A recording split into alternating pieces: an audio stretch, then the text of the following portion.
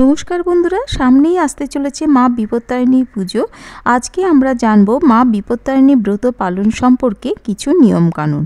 বন্ধুরা, আমার চ্যানেলে নতুন হয়ে থাকলে চ্যানেলটি সাবস্ক্রাইব করে আমার পাশে থেকো, আর ভিডিওটি ভালো লাগলে লাইক, কমেন্ট ও শেয়ার করো। বিপত্তারিণীর মহাব্রত পালন করতে গেলে আমাদের কয়েকটি বিষয় খেয়াল রাখতেই হবে। প্রথমত, বিপত্তারিণী ব্রত পালন করার আগের দিন শুধুমাত্র নিরামিষ খাবার গ্রহণ করতে হয়। দ্বিতীয়ত, ব্রত পালনের দিন পুজোর আগে কোনো খাবার খাওয়া যায় না, পুজোর পরে উপবাস ভাঙা হয় পুজোর প্রসাদ খেয়ে। তৃতীয়ত, বিপত্তারিণী পুজোর দিন চালের কোনো খাবার না খাওয়াই ভালো। তৃতীয়ত হয়ে গেছে, এবার আমরা জানব চতুর্থত, পুজো চলাকালীন সময়ে কারোর সাথে কোনো কথা বলা যাবে না। অনুমান করা হয় এর ফলে দেবী খুবই রুষ্ট হন এবং সংসারে অর্থ সম্পর্কিত সমস্যা বৃদ্ধি পেতে পারে, এবং তার সাথে সাথে ব্যবসা থাকলে ব্যবসারও বিপুল পরিমাণ ক্ষতি হতে পারে।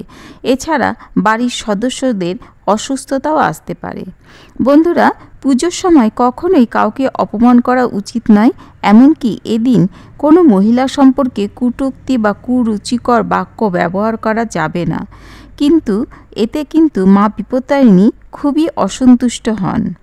বন্ধুরা, কোনো অপরিষ্কার বা অন্ধকার বা অপরিচ্ছন্ন জায়গায় বিপত্তারিণী পুজো করা একেবারেই উচিত নয়, এবং এতে মা খুবই রুষ্ট হন এবং ঘরের সুখ ও শান্তি নষ্ট হয়ে যায়। এই পুজোর দিন কোনো ব্যক্তিকে চিনি দেওয়া উচিত নয়। এদিন চিনি প্রদান করলে শুক্র দুর্বল হয় এবং সংসারে অশান্তির পাশাপাশি আর্থিক সমস্যাও দেখা দিতে পারে।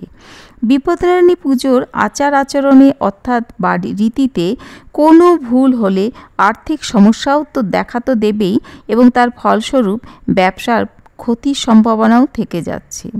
বন্ধুরা, যখনই বিপদে পড়বে জয় মা বিপত্তারিণী জয়, জয় মা বিপত্তারিণী জয়, জয় মা বিপত্তারিণী জয়, এই তিনটি শব্দ উচ্চারণ করলেই মা বিপদ থেকে রক্ষা করবেনই করবেন।